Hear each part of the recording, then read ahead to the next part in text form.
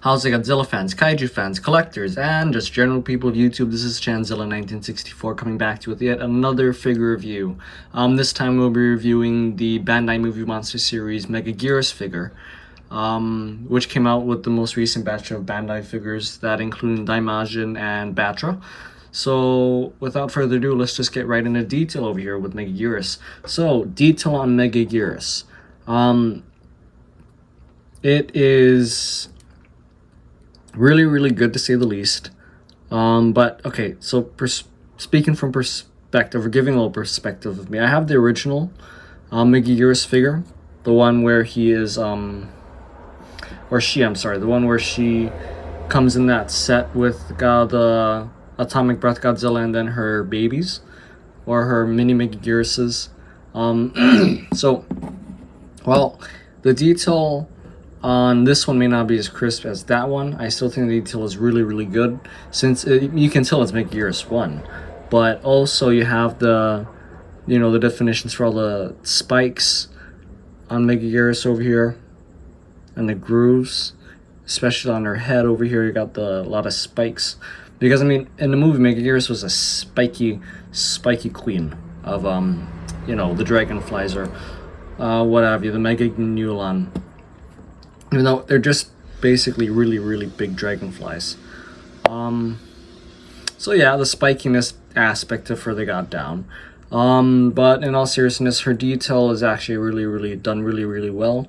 From Megaguirus' face, you got some detail on the eyes, which turn out really nice, and then the teeth are individually sculpted, which is really good. And then you have the inside of her mouth, which is also detailed very nicely.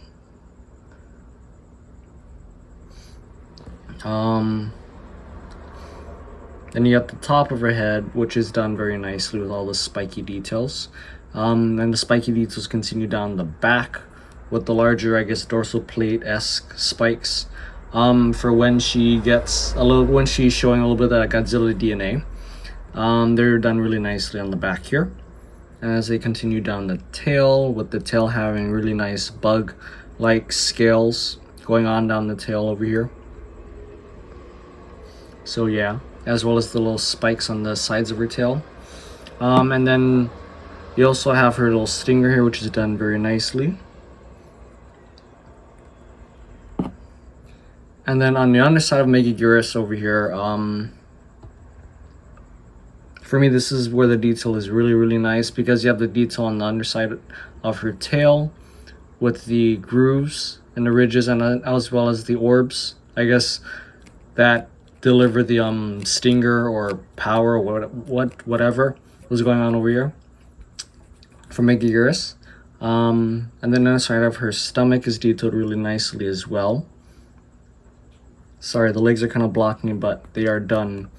You have little bumps on her chest area and all. And then the underside of her neck over here is also detailed very nicely. And then you got the chin spikes, or her beard. But the two shining things for detail wise are her claws, which her arms are very nicely done. But leading up to her claws, which I think are one of the main showcases of this figure, the claws are done very nicely. With the individual spikes over here detailed very well, as well as the inside of the claws detailed nicely too. This figure has some outstanding detail. But the other part that is that in my opinion is worth showcasing are Megaguirus' wings. Which, I mean, the detail on work on this one is really good, because you have the inner membrane of the wings, which are detailed very well, leading up to this kind of ripped pattern over here at the edge of the wings, which is my favorite part of the figure. And then tipping off with the tips, the spikes over here, and also the ridge thing, similar to how Batra and Malthor has these ridges on the top of the wings. And same thing on this side, you have the similar pattern and the rips over here. Okay, and then one last thing that I want to go over before moving on to the paint would be Megaguirus' legs. So for Megaguirus, the legs are similar to Batra's, how they're not sculpted into the figure itself, like it's one solid piece. They're instead a separate piece that gets glued on with the bottom part over here of the chest, and the legs look like they're very actually well realized compared to the suit. Now I know we don't have a SH Monster Arts figure that we can compare for Megaguirus, but I do know that if you're gonna do a custom of this gal, that this makes it a lot easier with the legs, because I mean they're not sculpted in the figure anymore.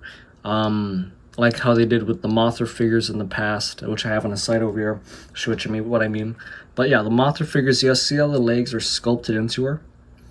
Megaguirus doesn't have that issue, neither does Batra, as you saw in the last video. So yeah, but Megaguirus' legs are done very well, with the feet or the claws being very nicely detailed, and the spikes as well, very nicely detailed here too. So yeah, overall, Megaguirus' detail, while it's not as sharp as the original Bandai figure, I'd say it's still very, very nicely detailed, and it does the job very well. Now, moving on to paint for Megaguirus. The paint is what really shines on this figure, in my opinion, because let's just say the last Megaguirus figure that we had was either that really weird silver color, which was from the movie release figure, if I recall correctly, and then the other one was just kind of a lot of purple and then a few browns, orangish browns here and there. But with this one, I mean, the colors really shine. As you can already tell, there's a lot of this orange bronze, or this bronze color going on over here for Megaguirus, which is actually kind of similar to the Batra horns, which is really neat. But they're where they're supposed to be, on the edges of her spikes over here, edges of her claws, which are done very, very nicely. So yeah, and then the paint goes all the way down the tail as well. So yeah, and then you got the paint on the wings over here, same paint on the claws, and that's pretty much where the paint ends for that paint job, or that paint for Megaguirus. Granted, they should be on other parts of the figure, but for the amount of paint that we get for Megaguirus, and I mean, we can't ask for any more, because this is still a really, really nicely painted figure. Because I mean, the teeth are individually painted, which is, I mean, really, really good, and the eyes are painted very nicely, no issues there. And then we get to the underside, which the underside is also painted all the way from head to tail, with this really nice brown color, which is very, very good. And they even painted in between the legs, which they could have skimped on it, but they did not. No, Bandai did not skimp out on the brown paint over here. So paint on this guy is actually kind of the opposite of Batra. The paint is actually phenomenal for this Megaguirus figure. Even better than the original Megaguirus figure, I must say. And then when it comes to articulation, though, articulation is where it kind of falls a little short compared to the original, but it does fare better than Batra figure, because we at least have 2 points of articulation, or they're the only points of articulation that we really need, to be honest, which is her arms. So both arms move, not 360 though, because the wings and the legs kind of block up the movement, which is a-okay. But on the original, her wings moved, which there are glue seals at the wings, so they could have moved, but I don't know. The shape is also weird, so it's best not to push it. But the tail also could have moved too, I feel. That would not have been so hard to do. But the legs, I know the legs are not best that they don't move. So yeah, articulation, you got 2 solid points over here with some missing tail articulation, which would have been good, but you know what, that's fine. And then going on a size comparison for Megaguirus, we have the Godzilla 2000, which paired up against her in the movie Godzilla vs. Megaguirus. So just taking her off of this, I'd say they size up quite nicely because Megaguirus was quite a bit bigger than Godzilla in the movie. Like if I curl her tail here, this looks correct. Because when she's fighting him and all, I mean, her claws are pretty huge, so she's getting him really good. And then when she's stabbing him with her poker, this looks correct too. So you also don't do that to your figures, but for all intensive purposes, I will do what I must to get the point or the message across.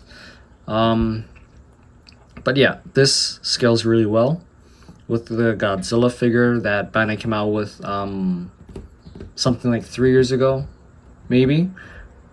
But yeah, now granted, this figure wouldn't exactly scale up well, or it would scale nicely, but just it wouldn't look as menacing next to the original Bandai Godzilla 2000 figure, which is, I'd say, quite a bit bigger than this guy. But I mean, with this scaling, with the new Godzilla 2000 figure and the new Megaguirus figure, they scale very, very nicely together in that department. So, yeah.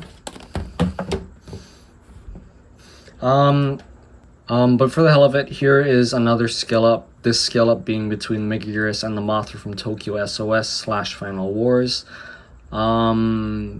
I'd say they scale up very nicely because I know people have said in the past, oh, Mothra and Megaguirus should fight, which would be really, really cool actually. So Toho, that might be something you guys definitely should get on making, since we have a lot of these anniversaries for the monsters coming up. I know this recent anniversary is going to be for Gigan's 50th anniversary, which we have a lot of stuff coming out for, which is really great.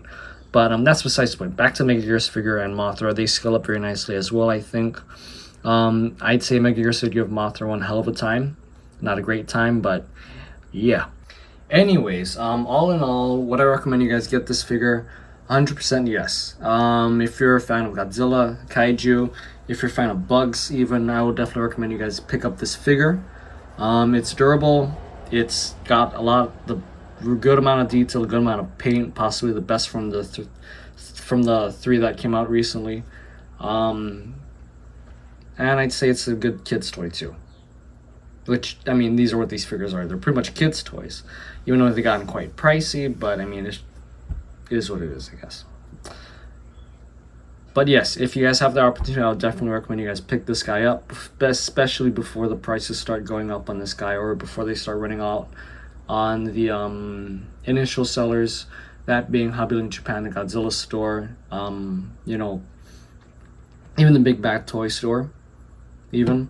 You guys should definitely pick this guy up from wherever you guys get your Godzilla figures from, but definitely for me, I get them from Hobby Link Japan.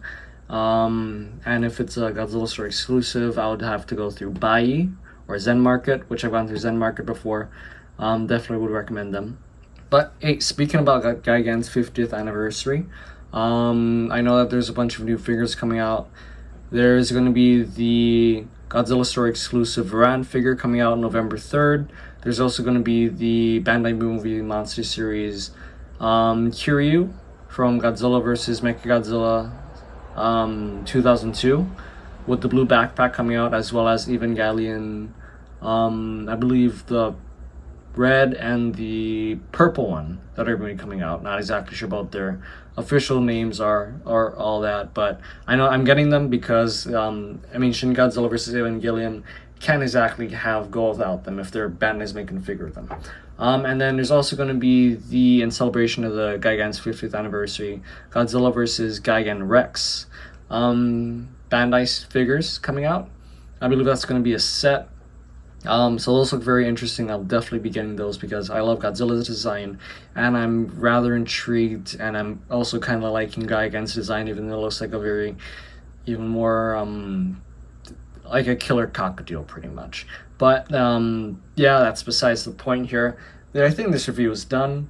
Definitely this review is done. I'm just giving you guys a heads up in regards to what's to come. So yeah, Megaguirus, save the best for last for the 3 that recently came out from Bandai's Movie Monster Series set of figures, and now we have about, let's see, Kiryu, Evangelion Red, Purple, Varan, Godzilla, and then Gigan Rex. So we have a total of 6 figures coming out. So what a way to kick off November. And also we got a lot of figures to review from here on out. And hopefully I should be getting less busy, because I've just been busy and I'm still kind of working on moving everything around my place. So yeah, I'm glad I'm able to get these videos out though, and be sure to be on the lookout for those upcoming reviews. For the first one will probably be the Curio, the blue backpack, and then the Evangelions, and then depending on how long it takes to get the stuff from the Godzilla store in, the next one would be Varan, and then we'd finish off with the Godzilla versus Gigan Rex figures. So yeah, be sure to stay on the lookout for those figure reviews and stay tuned, because we got a lot coming and I'm sure you're going to enjoy them. But without further ado, if you like this video, be sure to hit that like button down below. And if you like what you see on the channel, be sure to subscribe. And if you guys want to leave a comment or something, let me know if you guys are going to be getting those new figures and what figures you're most excited for down below in the comment section down below. And let me know if you have this guy or even the original Megaguirus figure, because I feel a comparison coming on. But yeah, we'll see how my workload is, and we'll get to when we get to it. Okay. But with that being said, this has been Chanzilla 1964. Saying until next time, guys. Peace.